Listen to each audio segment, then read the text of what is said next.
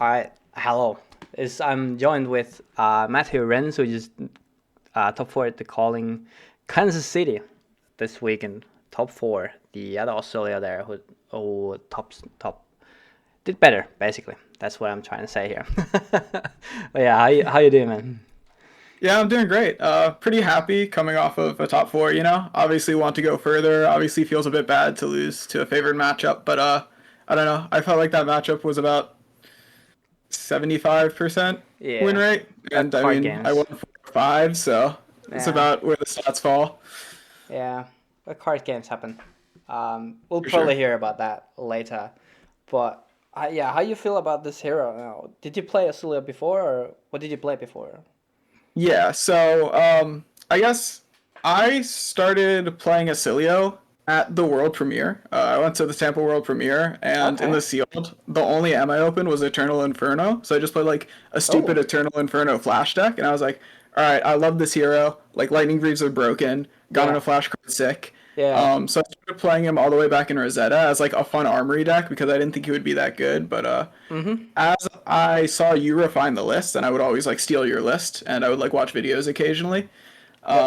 I was like, wow, this hero's pretty good. So like, I was taking it a bit more seriously, but I never really committed to bringing him to like a big event outside of like a skirmish, right? Mm-hmm. But then we got the new shock card, and I was testing it a bit for Nats, and I was like, this is good, but I feel like I'm coping because I'm just like the Acilio one trick, and I want to play this deck because it's my favorite deck. But it turns out it was really good, and I probably should have played it. And I brought it to Kansas City, and it did pretty well for me there. Nice. Yeah, you did pretty good. What did you play before then? Before Solio on like rated Yeah, events? yeah. So I started in heavy hitters, and I just played Victor because easy deck, like learn the Oh, fundamentals. fucking based. And then yeah, for sure. And then from there, I played new for MST. Mm. Just I really enjoy like the assassin play style. I played Okay. similar stuff in other games I used to play. Yeah. And then once PQ season came around and RTN season came around, I kind of just played whatever the best deck was. I played like Enigma during the Rosetta PQ season, and I played it in London. I played Viserai for RTNs. I Okay. played Aurora for the most recent PQ season, and yeah. Okay. Yeah, that's fair enough. And now the obvious best deck in the format, Solio. Checks out. Yeah, the pattern is Yep, there. yep. Okay, so you want to go over how your weekend went?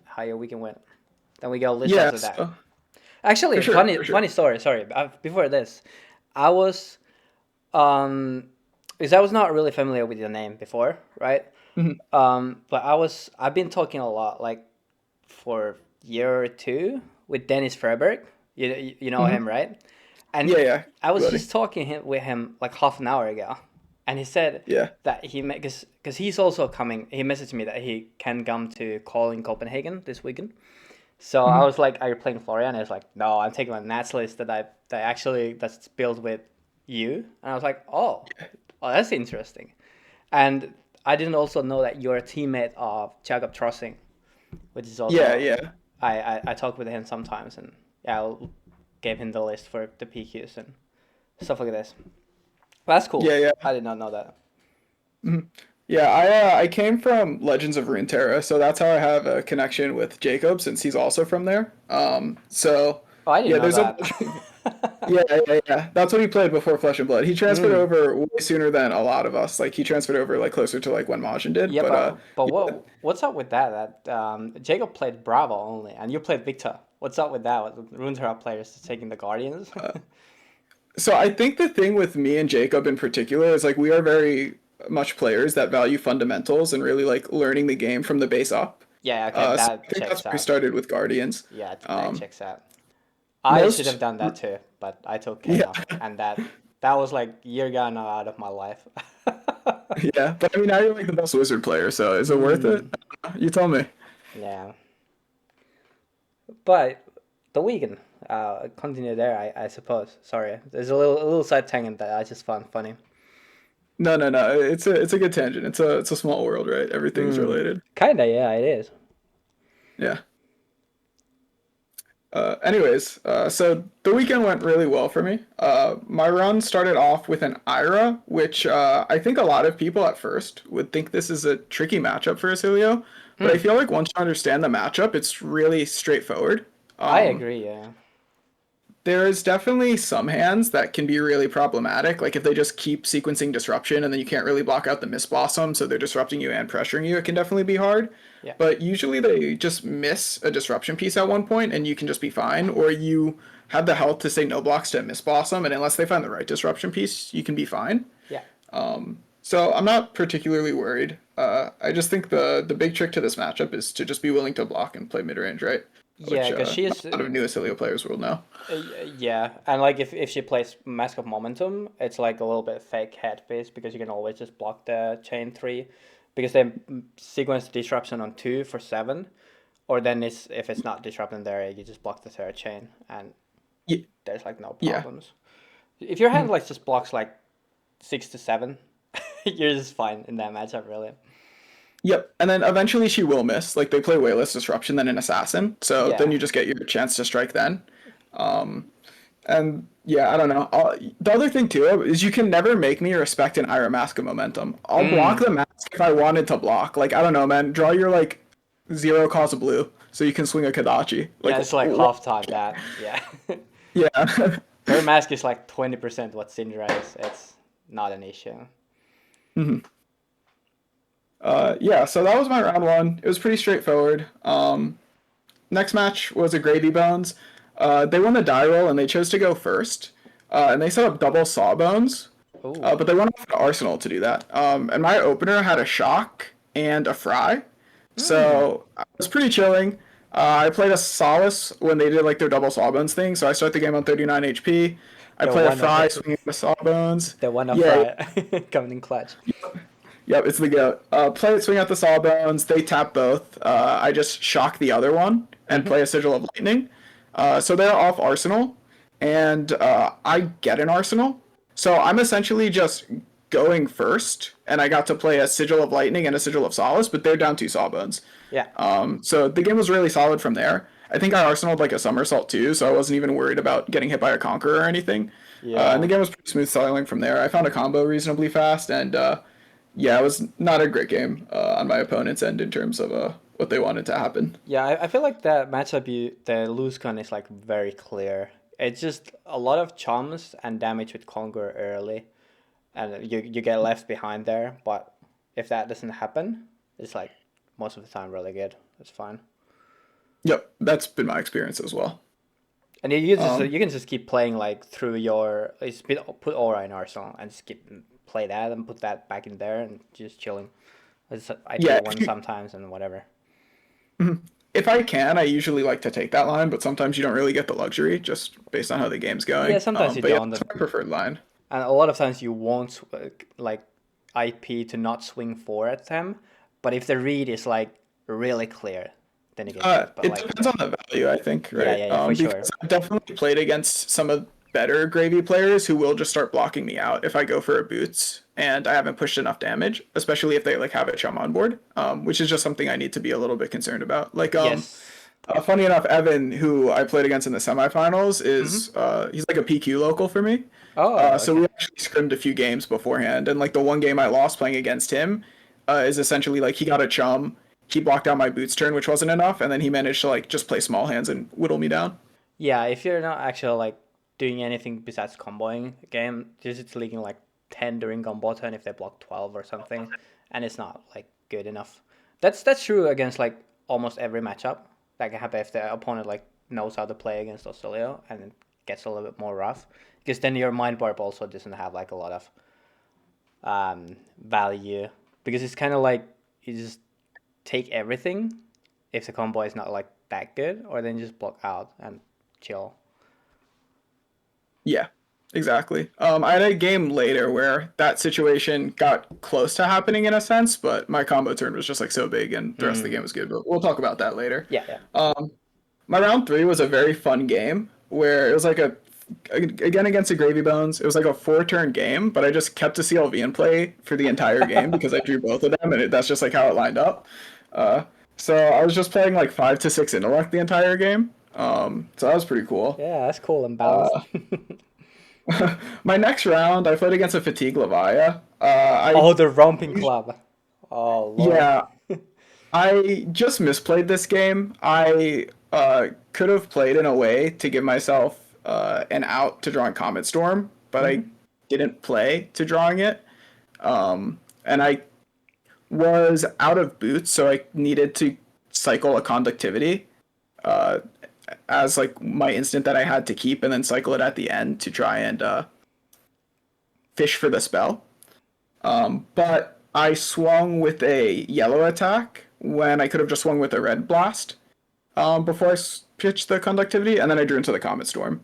So Oh just a yeah, makes misplay, a bit sense. of Yeah. fatigue, and yeah, it's not my fault. On me for losing that game. Is what it is. The next game was against a Fang. I comboed very fast. I played a value for the first few turns with just like Blast to Oblivion, Hmm. but I had a CLV, so instead of bouncing their fealty, I just again played 5 to 6 intellect the entire game against them. Just took the CLV and played the entire time. So that was a very fun game. Then the round six is the game everyone saw. That was definitely the worst game I played this weekend. There's quite a few misplays. One thing I will say about that game is Hmm. not to say the play was right, but to give some context, is the reason I didn't cycle the Sigil of Aether was I was scared of them drawing off of the Balance of Justice. But after Yeah. talking to multiple people about it, that was just wrong, right? Hmm. So there was a reasoning for that. And then, yeah, the Sigil of Aether that I played out of the Arsenal wasn't really a need to do that because they don't have AB, so I was getting the Mind Warp anyways, and I can just actualize the value later. The game shouldn't be about like that two value that like the Yeah. Yeah. arms would get me there. So yeah, there's that. And then there was one thing that you didn't capture because you Okay. started the video like right after it, or maybe they started the stream after it, where I pitched a shock because I wanted to like block or just like look to do something aggressive. It was a one cost shock, but I had the two blast and a CLV, so I probably should have just gone for a line where I played the shock to the pitching a blast to keep the CLV around and just like take my 9 damage, not block that turn, and then just like try and progress the game so I can like get to the points where the boots turn is actually threatening, right, and taking the hand. So definitely a Yeah. lot of things went wrong that game, but it was definitely a player error, user error. Yeah. Yeah. I think the stream started for sure where it was supposed to start. I probably just skipped accidentally like a turn to forward, right? Because Yeah, yeah.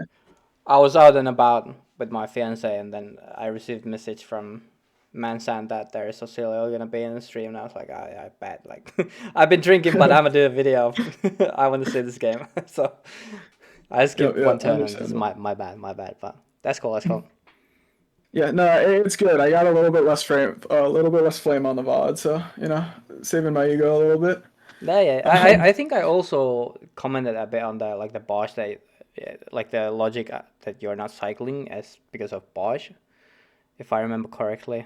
Maybe I remember wrong, uh, but Maybe I missed it. I don't know. I watched it on 2 times speed, like right before this, because I only had like 30 minutes before work, between this fair work enough, and fair this to enough. like watch both of the videos. So Fair enough. I definitely could have You missed didn't it. need to watch the videos, but like it's fair enough. Yeah. Yeah. I also could have not So said it in the video, but I think I discussed with someone about that later. But yeah, fair enough. yeah, I'm sure it's something you considered, right? Like, I just don't remember if it was mentioned in the video, Hmm. and that was like at least my point of contention, where I think like it obviously is correct to cycle your deck aggressively and take the random arsenal. Just giving some context to my decision. But yeah, going into round seven, which was my winning in, I played against a KO. I think this matchup's really straightforward unless they get like two Blood Yeah. Rush Bellows early, and as long as you respect this flesh bag, because I don't know, they can only match your rate when they do like messed up Bellows and Cast Bones things, right? So Yeah. as long as they don't do that with you, you just win because like their only advantage is armor if they're doing that to you. So then they technically outrate you a little bit. Yeah, because that deck is just all the damage sucks. There is no gimmick to that matchup. Like you can play Yeah. good against Scalding Flashback, but that's about it. Yep. Yep. So going into day two, I had a mirror. Unfortunately, I had to take out another Asilio, It was but Tyler Stammer, wasn't it? this was I actually think. Simon Murphy. I don't know if you know him. Oh, okay. No, I don't actually know. Yeah, I did play Tyler later, but yeah, so I played him. He hasn't played the mirror much, so he chose to go first, which was really beneficial to me because I think it's a Mm-hmm. go second matchup. Yeah, yeah, yeah. It's a straight tempo And combo. yeah, I found my gun in a flash early. He was just having like natural Greavesless lines line up, so he was just like playing Greavesless and like playing good value. Yep. Whereas like I look to really find a early boots line. So funny thing that happened this game that I think was a misplay is I blocked with the helmet on a fry when he went like gone with like an embodiment, like gone with a blink Mm-hmm. fry, and he has like gone and like what is expected to be another instant in hand, but he had a sigil out, so it technically could be a spell that he wants to play. So I went flash on the fry, pick up my brilliance, go to like 5 card combo since I have like a somersault in hand, and I was like, I draw blast, he just dies on the spot. Yeah. And he goes, well, I was gonna just gone you, but I guess I need to look for the out. Cycles the instant, draws the mind warp, and I'm like, all right, man, if you got it, you got it. He was plays the mind warp, shuffle my hand, draw up. It's like a spell, a random sigil that's not a brilliance, like another random lightning instant, and a discharge. And I was like, all right, I guess we're comboing anyways. Yeah, yeah. Uh, But shout and shout out shout out to playing zero outs. Like that's ballsy move yeah, there. I got rewarded. but I really like the line though, right? Because it's like what you draw another attack, it's like similar value to Gone. You draw an Yes. instant, it's like sick. You draw another spell, and it's like pretty. It's like Comet There's Storm Shock and Null Shock are the only dead draws, but everything else is really good, right? yeah, So yeah, I yeah. think it's a really good call. It is. It is. And he hit. He's that guy. But unfortunately, I still use boots first, so it doesn't really matter if you're that guy. I'm Yeah. also that guy for the draw, I guess. But yeah, it was a fun game. The bigger man. Yep. So moving on to the next round, I believe I played my one and only Slippy after that. Sorry, let me pull up the All G. list. Um,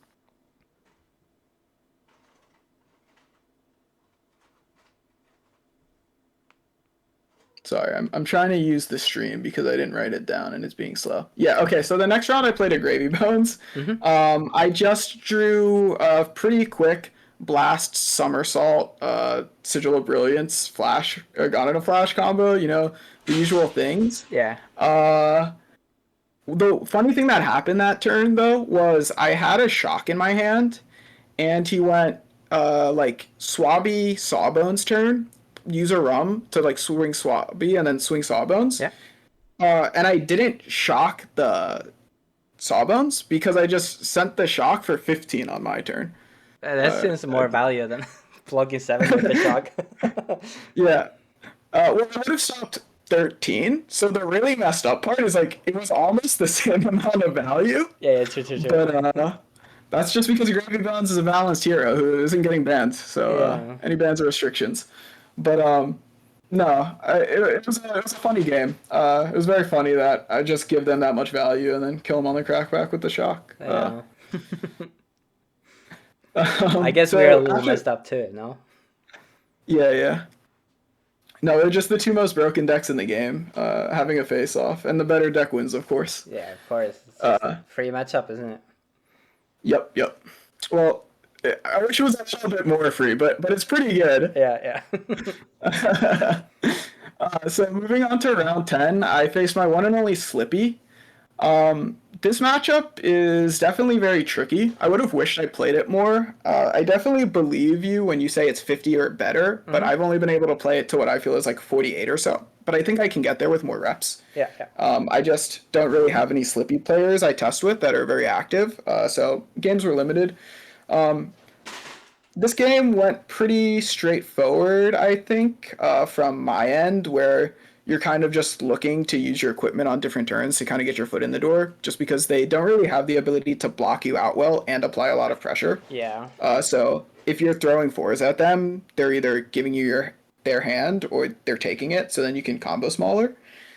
So I just tried to do that. I got a little bit bailed out that they didn't draw any leave no witnesses super early, which I don't mind dealing with the leave no witnesses. It's just that they had their codexes on the top half of their deck, and the codex is very annoying because of like it's a codex, of course, even though if they're just grabbing a leave no witness, it's like not the worst thing to block out. It's a pretty good Um, card.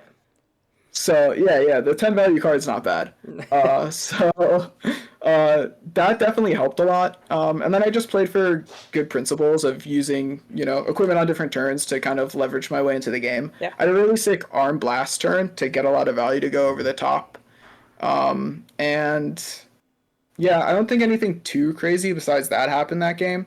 I've played a good bit of Assassin, which I think helps a lot for playing this matchup. for sure. It If helps a lot. It helps a lot. Yeah, if you're an Asilio player struggling in this matchup and you're not in the learning phase of Asilio and like you're just struggling with like Assassin and a few of the matchups, I would definitely try playing those decks, especially Assassin, to get better at the matchups. I agree 100%. I was about to say that no matter what deck you're struggling with, you should play a couple of games of that to see the hand texture.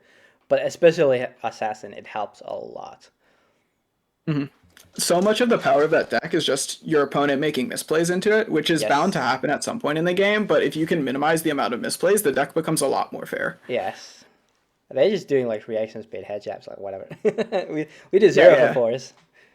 exactly. Um, then after that was the second Asilio mirror. So the other funny thing about this mirror is Tyler's actually he's like a PQ local. Mm-hmm. We both live in Florida, just different parts of Florida. Okay. So in the last PQ season, we actually played a Aurora mirror, and he took it. So I had to get my revenge this time. Uh, he won the die roll. He chose to go second. I had like a blast, or my opening hand was like Etchings, Discharge, Shock, Gone in a Flash. So I Yep. was like, shoot you with Etchings for two. Arsenal my Gone in a Flash. I'm just gonna like draw the combo and go crazy. And then this guy goes CLV Sigil Vader, and I'm like, okay. He does his thing. Sigil Vader hits me. He like draws off the CLV, does whatever. Plays like an etchings for five, and I'm just like, all right, whatever. I'll just stop it so he doesn't get the Aether and he can't like helmet to keep the seal like to draw because he's keeping the CLV around. Yeah. Uh, The sigil of suffering I at drew the home. comp. Yep. But I drew a instant, another instant, and like a random sigil. Not sigil of solace, but the discount ones. Mm-hmm. And I just go, okay, pop boots, go crazy, get him super low, and then just from there he can't really fight back. Uh, the other thing I started doing in the mirror, I haven't played the mirror a lot, but I think this is correct, is after you get your opponent low, I think you're supposed to cycle your sigil of solaces, unless you like your hand just converts really well. Just like look for cards that convert more aggressively because I just want the game to end, right? Like especially if my opponent has the boots. Yeah, that's also true in I think a lot of matchups where well you should know you're like that one turn ahead that you can allow to cycle your solaces to find the end game. Definitely. But that might Uh, be more true in mirror. I actually don't know because I have not played that many mirrors either. I think we played like close to 10 with Kaiser, but that's not a whole lot. My total mirror games is probably like 20, which is not a yeah, lot, I mean but it is what it is. it's like double or triple what I have. So like, hey, I got like half of my mirror games this weekend, but um, yeah, I definitely think that's true. I think the thing that probably determines that is how explosive your opponent is, right? Yeah, for sure. Because if health isn't buying you as many turns in a matchup, like it doesn't buy you as many turns in a matchup like Acilio as a matchup like Ira, right?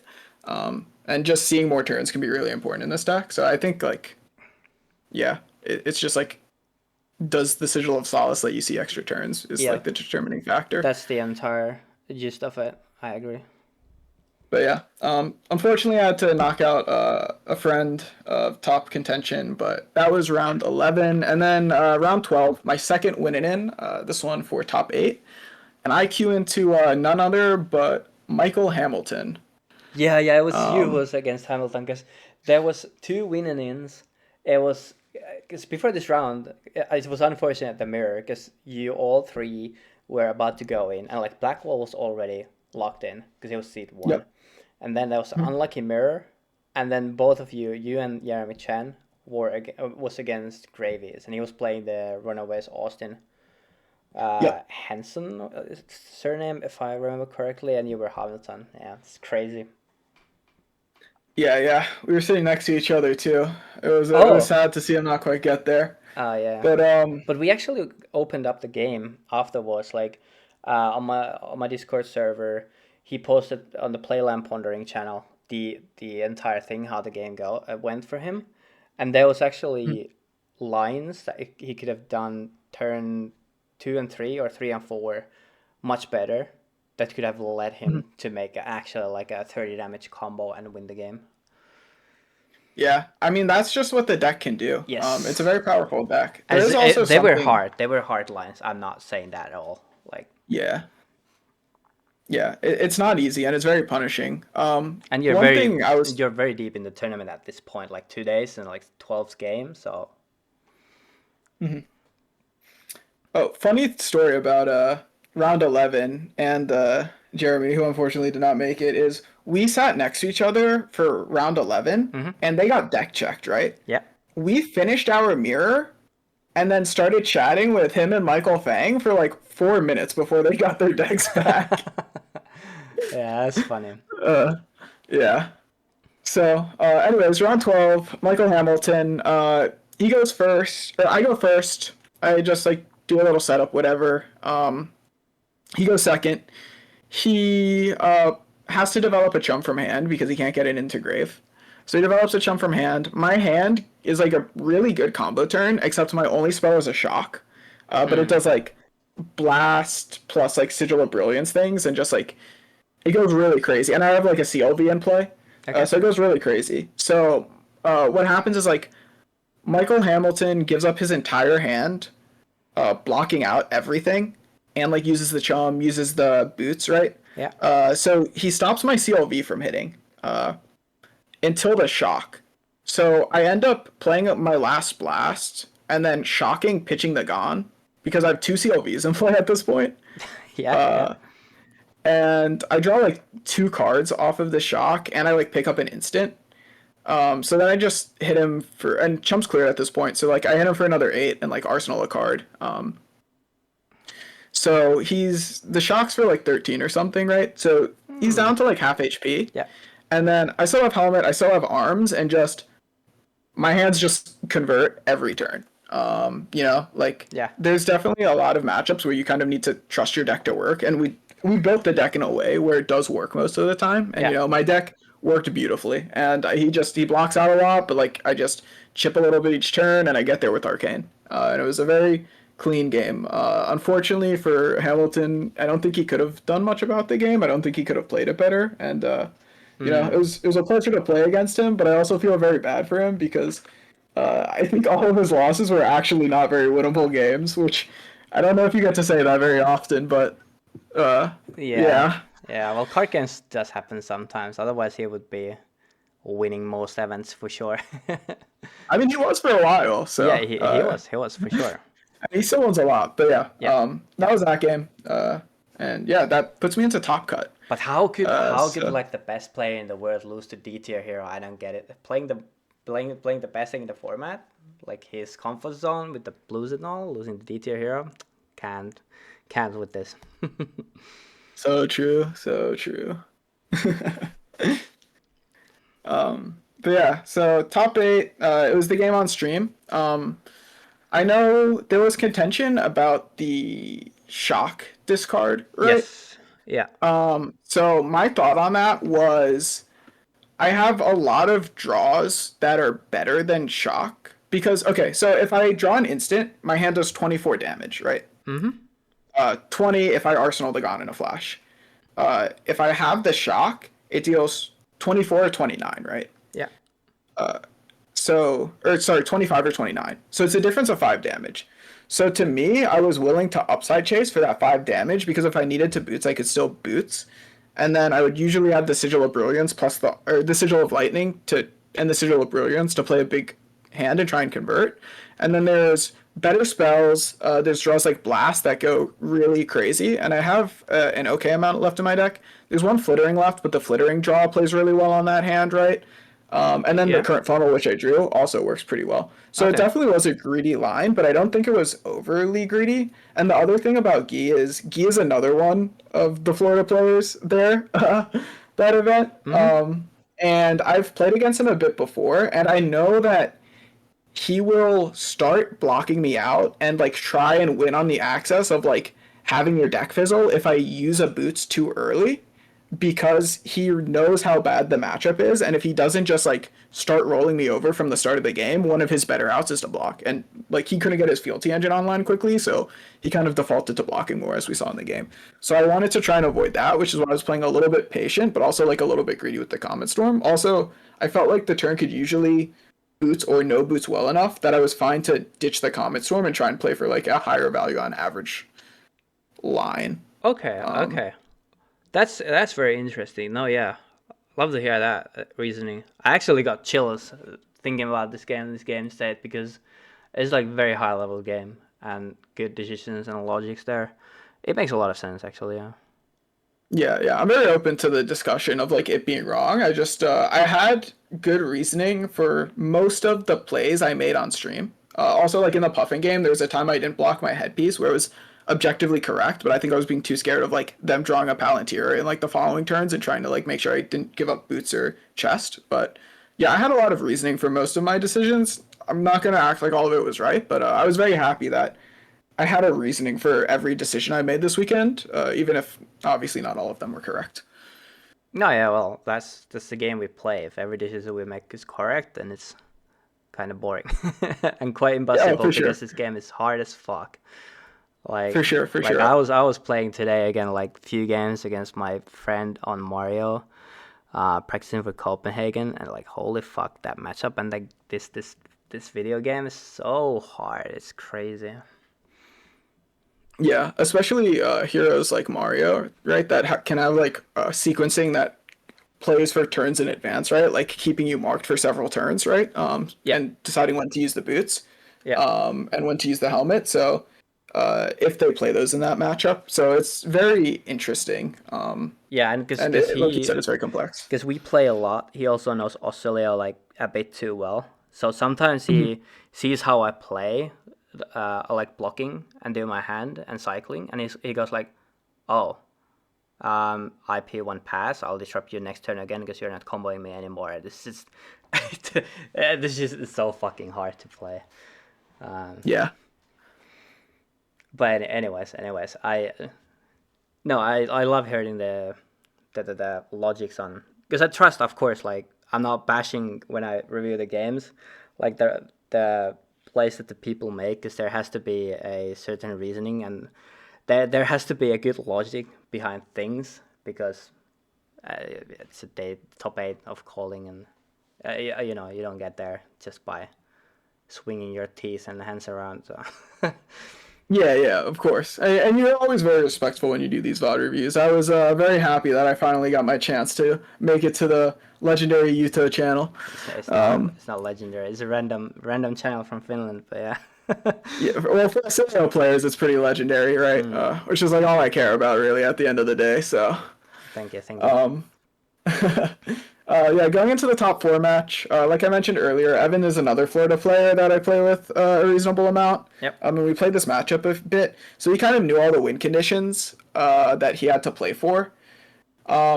Matchup started pretty reasonably. He developed a Sawbones that he didn't swing, but he didn't have any other things to do to punish me, so I just like dumped my hand to shock it. So it's a pretty solid start of the game for me. Mm-hmm. But from there, it takes me a little bit to find a Gon and a Flash. I'm playing some like okay value turns, kind of keeping the board clear and trying to cycle without giving him like a great balance of justice turn to try and break open the game. But just playing the game, going back and forth. I finally draw a Gon and a Flash, but he plays a Chum turn, and I can't actually take a good Gon combo turn, and I also can't clear the Chum. Mm. So I just try to pressure face where I can, and just make it to the next turn. If he doesn't develop a guy, or depending on what guy he develops, maybe I can double clear, just like depending on the state of the game. Yeah. But a second Chum gets developed, so at this point I'm like, okay, I just have to go face. My hands still are kind of weird and anemic. Like I have to just throw like a Comet Storm face one turn because my hands like uh two spells. It's like a Mind Warp and Etching's a Comet Storm and like a random blue instant. Um, So it's like really anemic hands that I don't really want to boots when they have double chum because like they're Yeah, eating half yeah, of the yeah. damage with like the chum anyways. I wonder, can you just Um, with that hand like just meld and clear one charm, or is the health states in the game like too dire at that point to do that anymore? well, he was taking a lot of my chip in like the mid game. So when I Comet Storm him, he goes down to like 14 or so HP. So like Ah, it's okay. very chippable with burn, right? Yeah, yeah, yeah. And if they don't have an ally, or if they don't have two allies on like a reasonable combo turn, like I'm probably gonna kill them anyways. Yeah, yeah, yeah. Because like you can still So like do the 7 or 8 on the ally, and it ends up being kind of equal with the Comet Storm, but with the upside that if they don't have ally, you just straight up kill them. yeah, the other thing too is at that point, if you have like pretty solid combos and you keep like hitting them with a little bit of arcane or like hitting them with like an attack because you can just like attack before they can chum with your Yeah, first four yeah, of the turn, then you can end up just like slowing the game down to a point where you chip them with arcane or they take it, and then you can just use the combo turn and just use your Gon into the chums as like an amp generator, right? And then just hit them with arcane. yeah. I actually, speaking of games I played with Evan, I played a game versus him where he set up a chum sawbone, or he set up a double chum turn that I couldn't clear, and then he set up like double sawbones, Mm-hmm. and then I just was like, okay, whatever, and then I just like killed him with arcane that game. So I was trying to like replicate that game plan. I was very close to doing it. I finally found a boots turn, which was like a very unconventional boots turn. It was like boots for discharge, blast to oblivion, flittering, sigil of aether, and gone in a flash. Mm-hmm. But the Sigil of Aether would have put him to 1 with the AB, and if he takes any physical, he dies. Plus, like, I can play the Sigil of Aether again to, like, try and kill him next turn. Yeah. And then he just draws, like, 7 cards that turn because he has, like, 2 gold, he plays, like, 2 tipples, and, like, one of the tipples he hooks is, like, a red tipple that I can't really block out because I have 2 equipment block. So he just draws 7 cards, and the 7th card is a conk, and it's, like, threatening lethal that turn. So Yeah. I just like ping him down with like a couple sigil evaders and arms, and I put him down to like 4. I draw up, and I have 4 instants. He's on 4. I still have Old Knocker, and I have 1 Consign and 1 Null in my deck. And I cycle my instant, and I don't see the shock. So Ah, that's I was unfortunate. still pretty close at the end. Yeah. I want to say that there is a line I missed where I could have won, but I couldn't identify a game-losing misplay during the game, Yeah, and like that's looking unfortunate back at that it it, was so not. It's unfortunate it was not on stream. I would have loved to see the game. Uh, I think it's interesting to hear about also like the Wincon over like the Sawbones and the Chums. There is also like funny plays that you like bait that you can sometimes make where you like on purpose do an action before swinging, like playing a sigil or something, um, to see if your opponent like discards the charm, and then you like actually just don't attack and set arcane or something. But yeah, it's probably more so versus like average gravy players. Also, like average gravy players, I feel like they wouldn't start digging gold when they need to. Like identifying the games that your win con is the combo, so they just dig deep and try to find the damage. yeah, I definitely think that Chum is a lot more abusable against medium players, Mm. but against good players where they'll just use it as like a heal for, plus it's just like a way to like summon another guy the next turn by filling your Yeah. grave at like the end of the turn. It can be really problematic. Yes. But there's definitely a lot of sequencing things you can do to abuse Chum. Like I like that one a lot against like players you think you can abuse, and I think you can realize that early enough into most card games if that's something you can do just by playing against them. Yeah, yeah. But the It's other thing that's really nice. Sorry, go ahead. no. I was about to say that like the ranging your opponents is like a real thing that you can do sometimes. It's a little bit of angle shooting, but hey, it is what it is. Yeah, it's legal angle shooting. It's Yeah. very legal. It's No it's judge will get it's upset at it's you. it's very legal. Like it's your own skill issue if you get abused by stupid baits. Yeah, yeah, yeah.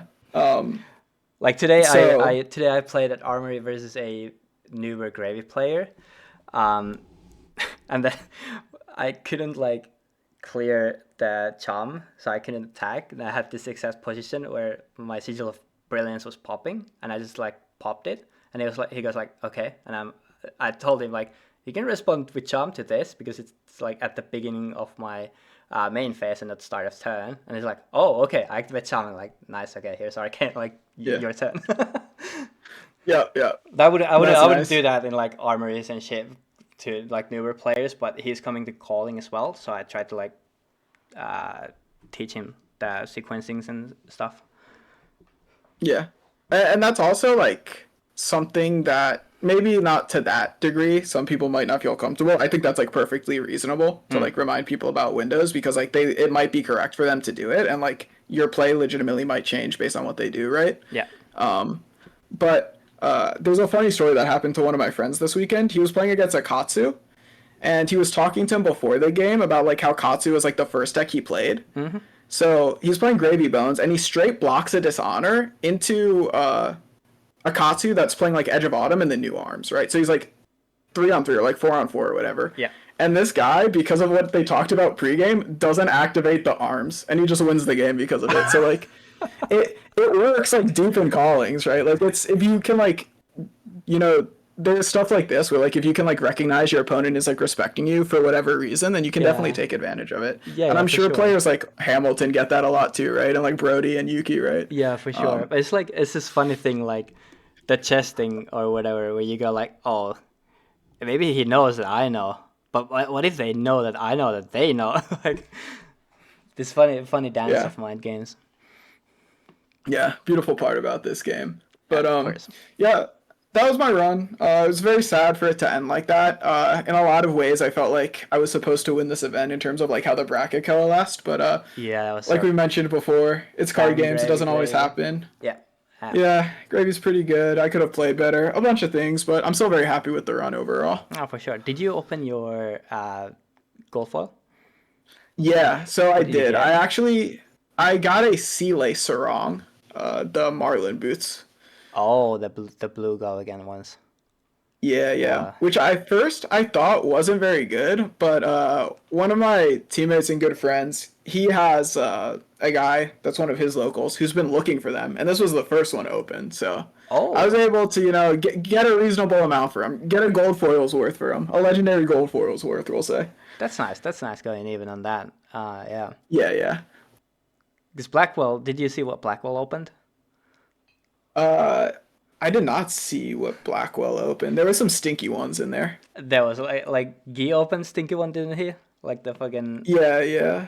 what was The it? unplayable illusionist helmet. Yeah, yeah, I don't that even one. know the name of it because it came out before I played the game. But Blackwell opened Valiant Dynamos. That's pretty good pull. Oh yeah, yeah.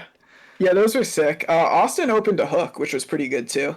Oh, did he? Oh yeah, Austin nice. Henson. Yeah, Yeah, yeah, yeah. So there were some good hits, and then there was Geese, unfortunately. yeah. Happens. Yeah, Must feel a little bit sad when left and right you open bangers and you get like the worst thing ever. But that's part of the gambling.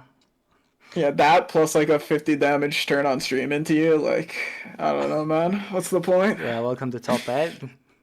Good guys, or fuck you. I Goodbye. see you tomorrow at the local effect.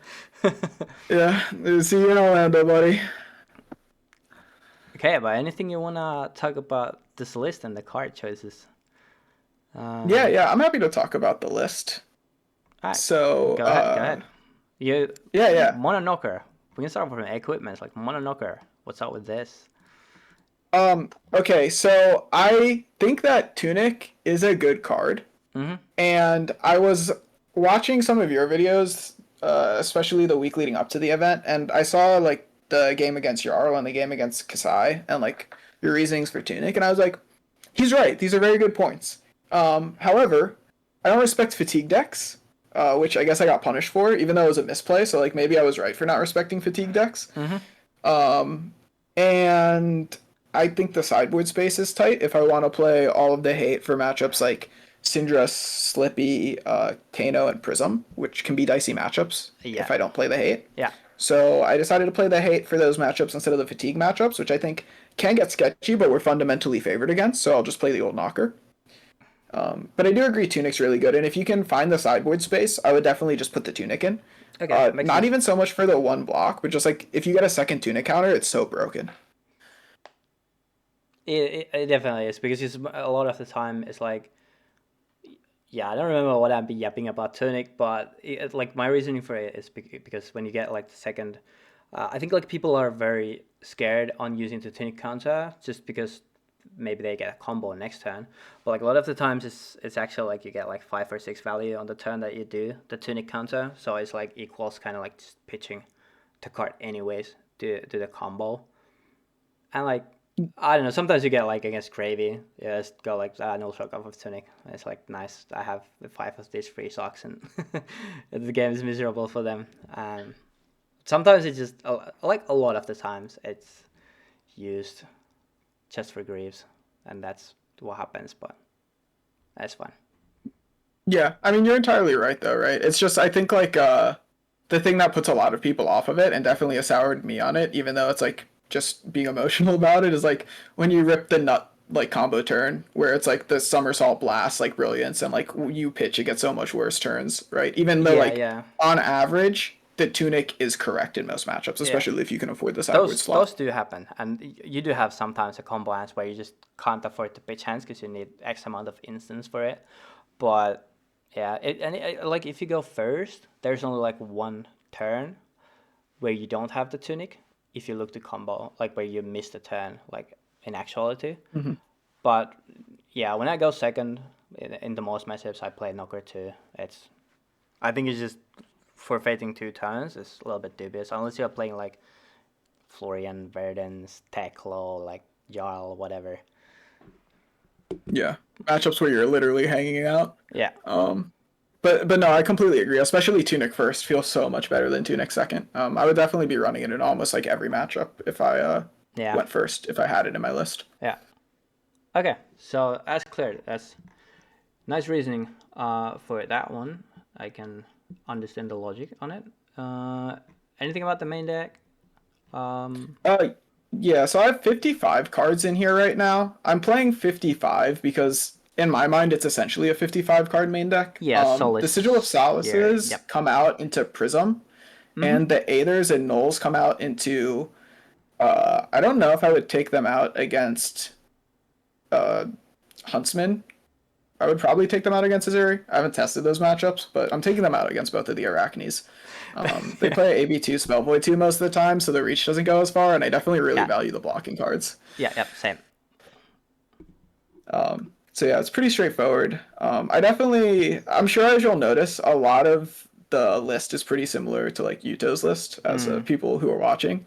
I definitely use your list as a base a lot of the time because I would say like list deck building isn't my strong suit, but I'm pretty good at refining. So like I took this yeah, early on in high seas, and I put the Sigil of Aethers in, and I sent a pretty similar list to this, except we weren't playing Cap, and I think we were playing like Double Rewind with Dennis to his Nats, yeah, the Swedish Nats.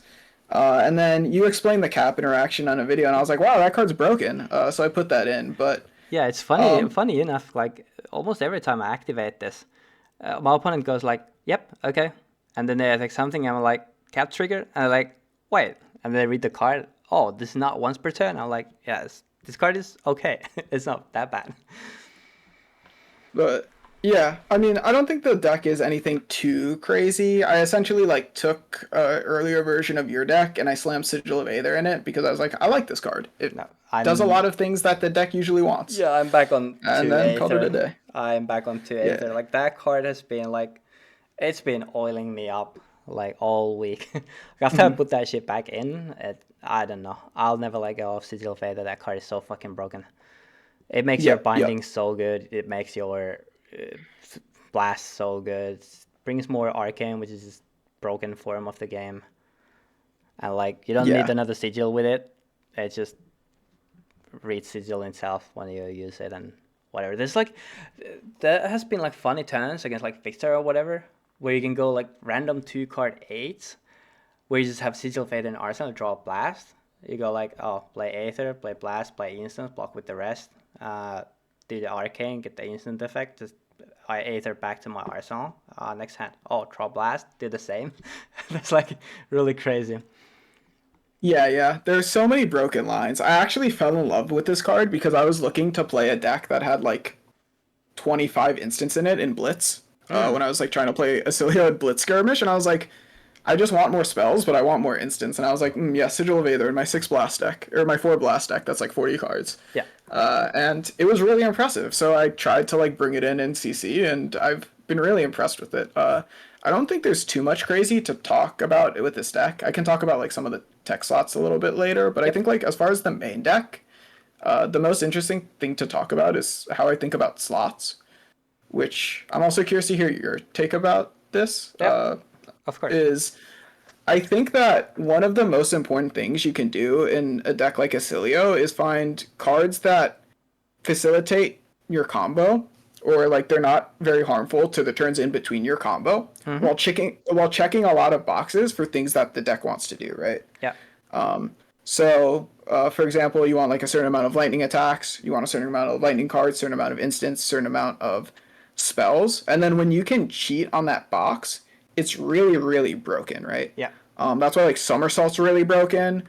That's why like Sigil of Aether can play as really broken, even though it's not lightning because it does a lot of things. Yeah. Shocks are broken. Yeah, exactly. That's It's like instant that's and like it's the new shock. It just ticks all of those boxes at like yeah, S tier level. yeah. That's what I've been telling people about Asilio, and they're like, "Is Asilio that good?" I'm like, "They printed a card that fixes every hand you draw it in. Like, he's pretty good." Yeah. And every time Um, if you are sitting against Ailio and you are not forcing them to do shit, and they block or cycle the new shock, yeah, just pack your shit up. Like go eat. yeah.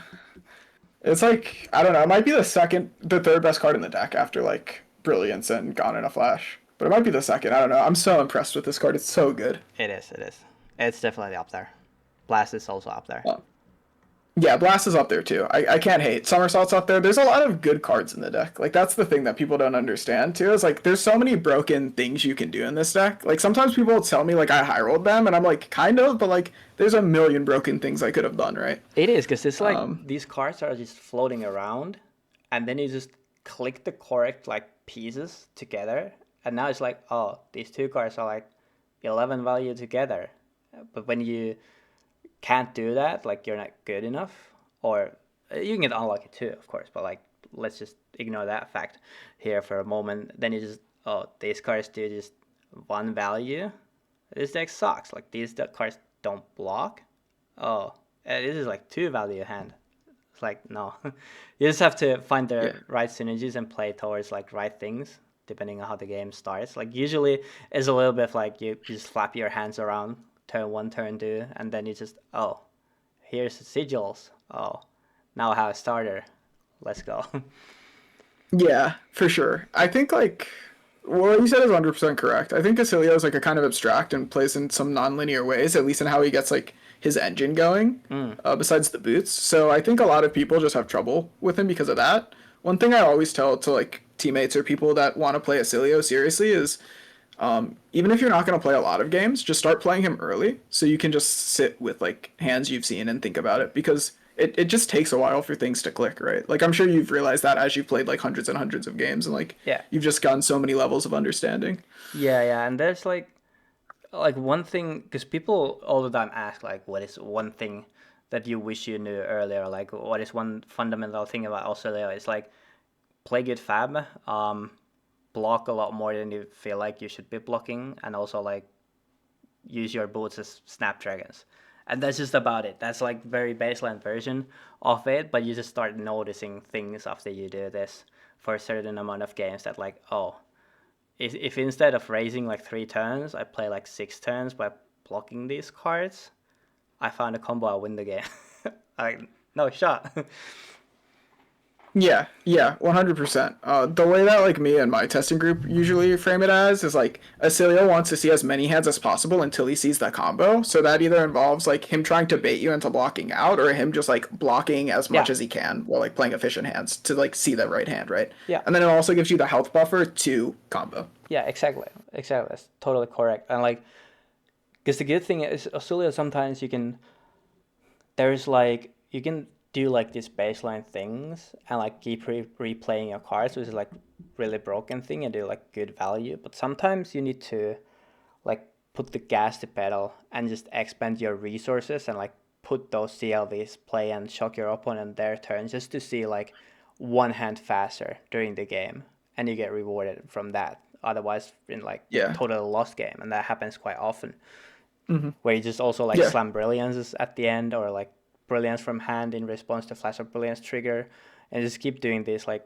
court neutral or a little bit less value things that you would do on your own turn, but you can like hardly ever just bank on playing like full value out of each of your card during like every hand in the game. Like sometimes you just have to Yeah. see the spot and you're like, okay, now I need to see like 8 cards deep. But that's the broken part Hmm. that Australia can do. It can see 8 cards deep, and you can play like half of them, and you can like decide, okay, these 5 are the ones that I can play and want to play, so I'll play them. Yeah. 100%. That was definitely something I was undervaluing in the weeks leading up to Kansas City. And I definitely, like, as I started watching your VODs again more, I picked up.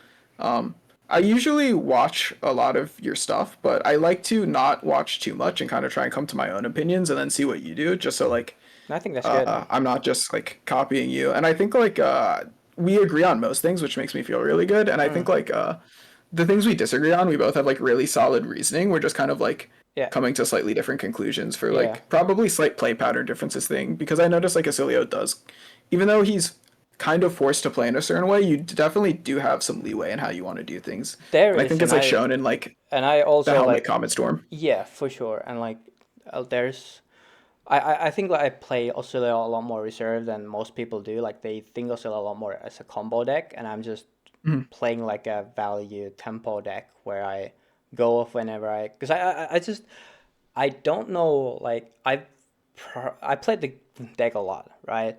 And there's definitely a lot of like tunnel vision going on. And initially, as I started the channel, it was just because I was tired of typing to people, so I made a video that this hero is not Mhm. like actually that bad, but then it just kind of stuck, and I kept making videos where I hoped that people would see that the hero is good and like pro teams would pick the shit up, so I could just then leave and piggyback them. But that never Yeah. happened. So I I don't think I'm correct at everything, and it's kind of nice that there's a lot of like Australia players doing well right now and doing things, Mhm.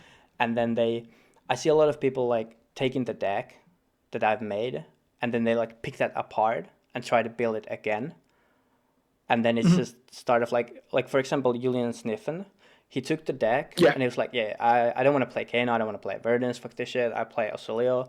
He took the deck and he was like, oh, I want Entwines, CLV sucks, I want E-Strikes, Eclectic sucks, I want Spindle, I want this and that, and 62 attack deck.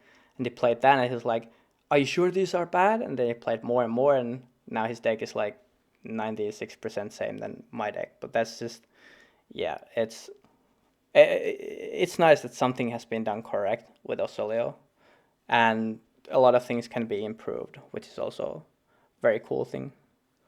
Yeah, definitely. I guess like a couple of things to comment on that. Definitely agree with what you said. It's like one, my team. It took them until like right before this weekend, after this weekend, but most of them, if not like all of them, do think like Asilio was the best bring for Kansas City, Mm-hmm. and most of them wish they started playing it earlier so they could have actually brought it to the event. Yeah. So you do have that going for you at least. Um, and then the other thing I would mention is that sorry, I lost my point. What was the last thing you were saying? The deck that it can be improved on. There's a lot of Oh things that I yes, work on. yes. After this weekend, I came to the conclusion that I think like we are at most like 85 to 90% of the way to like solving a Cilio. Probably not even that close. I think like Maybe. there's still a lot of room to improve on this hero, even though there's been a lot of good work done and he's doing like really broken things, which Yeah. makes me like really excited for how much further we can try and push him. No, yeah, and I love to hear that. I love to hear that you think that, because I just really want like this deck to be good and do good, and I want to play him because it's like really fun. To me, the play style where you can like chill and play the game, but when you hit the hand or your like, opponent with some things, and you can do your own thing, you just go like, oh, well now the game is mine. You know that feeling that you get when playing tempo deck like that is like super fun and rewarding for me. Yep. It's one of my favorite types of decks to play. So I mean, I fell in love with them right away, right? Yeah. It's definitely the best. To get back on track a little bit though, I think there's nothing too exciting about like the main board and most of the deck. I think like the most interesting thing to talk about though is the sideboard, Mm-hmm. which obviously Battlefront Bastion and I would say one Burn Bear are like all in there for Prism. Yeah. I think Burn Bear is very good into the Earth Heroes unless you want to play Glyph Overlay, which I think is like a really sick card. But if we're talking about ticking multiple boxes, Burn Bear just does it Yeah, really well and being a popper. it's amazing slot compression Berber. I think it's kind of trolling if you're not playing Berber. And I think it's better than any like regular popper in case they're playing like their anti popper card Yeah. Prism. Yeah, So it's I would definitely 100% best popper. Yeah. yeah. Um, I was really considering going down to four poppers this weekend. I wanted to run like a okay, so I guess let me say something else first. To me, Mm-hmm. there's a few different types of tech cards. There's like the main deck cards that you can slot around, which are like Sync, Lightning Press, Fry, Eclectic Magnetism, which I think I want these in like, or these types of slots in most metas where they kind of just like fill out my deck and they're not like super specific tech cards. And then there's the rest of the deck, and the two Burn Bear, sorry. Then there's the rest of the deck. The last Burn Bear, the Bastions, the Rewind, the Snags, the Cap, the Shock Charmers, in a sense, and like the Shelters, which are all like very matchup specific stuff, Yes. which I'm very open to changing. I think you probably want Sync in the deck permanently. As I I played the deck agree. a bit more, come around on it in the right matchups, it's very important. Yeah. I think you need to play three Lightning Go again. I think Lightning Press, you can count it as a Lightning Go again, and it plays better with some playstyles and some builds, like like a Blue Blast build. Yeah. And I think Eclectic Magnetism can be a different card. I was flirting with Blue Blast. I almost submitted a three Lightning Press, two Blue Blast list, taking out the Fry and the Eclectic Magnetism. But it was just a bit clunky, and even though I like it a lot in theory, the Eclectic Magnetism and Fries have worked, and they also play well in theory, and they're consistent, and I don't think I need more power in my deck. I think I want Yeah. more consistency. Yeah. That's been my experience with the Blast too. I played like 50 games also on like 9 Blast and Kindle, which was powerful, but Yeah. but also like a little bit troll. But for some reason, that Kindle list has like 92% win rate across like 50 games. But that's like Telstar games, and you just see a lot of cards, so it works when it works. But Eclectic and Fry are good. I really love hearing the ratios on this. I'm like, oh, note it down. I need this. Yeah, yeah. I think the ratios are pretty solid, except the Kano ratios. The one rewind, one magnetism into Kano is really ugly. But I Yeah. like my ratios for the most part. Yeah. Definitely some sideboarding slots I would have changed in terms of like the ratios of like magnetism, fry, press, sink below. I'm putting it in some of these matchups after like playing this weekend and thinking about it more. Yeah. But I'm quite happy with the main board. Like obviously if you're respecting Kano or Prism more or less, you might want to tweak some of these slots around, but I think you need two snag, two shelter for Slippy, and then shelters for Syndra. And Mm-hmm. then I think Cap is so broken against Syndra, and it's so much better than Flash of Brilliance against Kano because it actually like does something. So Yeah. It very happy with that. it's very good.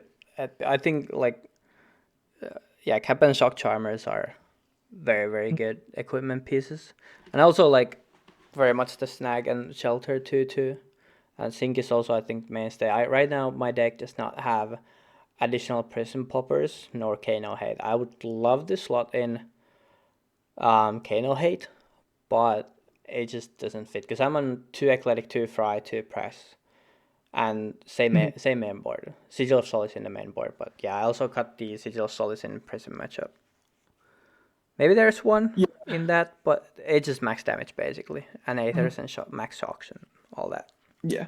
I mean, if you reference back to what we were talking about, how Sigil of Solace plays in the matchup, like, unless you have poppers, or you can, like, stop Prism from getting, like, the requisite amount of soul, you always just want to be the one applying tempo in the matchup, so it kind of applies with our Sigil of Solace cycle philosophy from earlier, right? So, like, Yeah, why spend a cycle when I could just draw a card I want? yeah, exactly.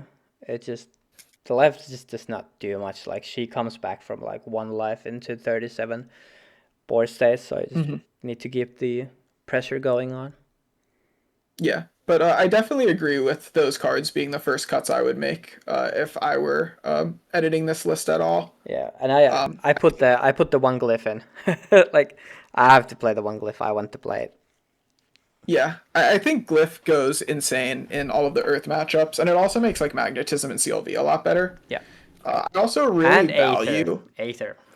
Yes, yes. I also really value shuffling my deck in those matchups because it makes me just really happy to like play lines where I'm like not scared of plow under, or like I'll pitch good cards that I can't like actually get value out of because I know we're just playing a long game. And Yeah, then I'm just like, okay, I'll just shuffle my deck at one point and I'll have like half of the cards in it, and I'll just make sure I have like good enough cards and enough of them that like I'll just draw into a combo like later on, and I'll just like tempo you out, and then like you kind of do the classic Asilio thing of just like, okay, are you blocking me? Cool, I get to play big hands. Oh, you're not blocking me to try and hit me. Okay, cool, you're getting chipped, so I don't have to combo you for a lot. And you just kind of like try and ride that access, right? Into like this the same thing you do into every hero with like that game plan, but like it's a very engaging way how it plays out into Earth. yeah, exactly. I agree. And like a lot of the matchups, I noticed that I was just wanting to bring like one big spell in, and like Mm-hmm. sure, burn berry, that's good. It slots perfectly in there, but I just wanted the glyph. I love it. And I have the one of promo art that was sent to me, so I really want to play that. Yeah, that makes sense, especially in a lot of those matchups where like you might want one big spell and like you're happy for the extra block three. Those are matchups where like the conductivities can sit in play, and it also just like getting value out of the conductivity or like starting your engine again with like a glyph overlay, especially because they don't play AB a lot of the time. So you can like, okay, whatever, I'll like two card five you and like make action points for next turn and just like take a reset turn. It's like fine enough sometimes, right? Yeah, So like yeah. yeah, it's a pretty sick card. Because I remember I was hating for a long time Glypho while I was playing Spindle, and then Pros, the guy who won I think 2 years ago on Kano, Polish Nationals. Mhm. Um, he said to me he has always been a Cliff believer from like day one. He said to me that like he gave me like billions of reasonings why Cliff is so good, but the one thing that stuck to me was like this is Arcane Blast all blue, and I was like okay, fucking I put him in my deck. Hey, if you're right, you're right. Yeah, Yeah, I was a hater at first too, and then I saw it in your list, and then I tried, and I was like, okay, this is the truth. But I understand why it gets cut in like a burn bear world, right? yeah, Even though I would love to fit the card in, it was one of the cards I wanted to fit in the most. If it wasn't like specific hate, yeah. but I think if the meta like slows down and there's like more Earth, and you don't really like need like Prism Kano and yada yada yada, you can definitely play Cliff. It makes like if you play like two Cliffs, quite impossible to fatigue Auxilio. So the yeah, mixed damage I is very tall. Mhm. And it also lets you like not have to stack a combo early. You can like just put cards in your deck willy-nilly and then like actually like shuffle your deck into a way where it works out. Because I know you can pitch stack Acilio, but I haven't found a way to do it without giving up like pretty significant amount of tempo or playing the game in like an awkward way where if your opponent can convert their hands when you do that, it's pretty Yeah, punishing. Whereas like glyph overlay, you just get to like do it super naturally as long as you make sure you convert the glyphs. yeah, yeah.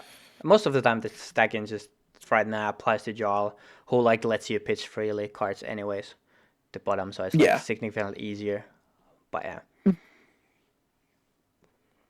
Yeah, I mean, I don't have too much else to say about the deck list. I don't think it's anything too crazy. There's obviously like sideboard stuff that is maybe a little bit more interesting, but I don't know. I think once you understand Acilio, things are pretty straightforward yeah, as far as the list. It's just like what matchup specific tech cards are you playing in place of like Snag, Rewind, Bash, and Shelter. And in this meta, you can definitely cut the Kano Prism stuff like we discussed, but I don't think you can cut the other stuff. yeah. You have to tech for Prism, not Prism, like Slippy. Yeah, that one Yeah. and stuff like this. And I structured my deck to be like because I always want to have that full offensive main board that Mhm. doesn't have like any of these tech cards. Like I would consider Sync a bit of a tech card that it does not belong in like the full 60. That is entirely offensive. But right now I structured in a way where I can also like cut Eclectic Magnetism out of that. So you have like two extra because it's like the null shocks, the sigil faters, the solaces, then the fry and the press. So you can go like Hmm. because that's like the best board I found, for example, like into gravy, where eclectic is like quite awkward a lot of the times. Yeah.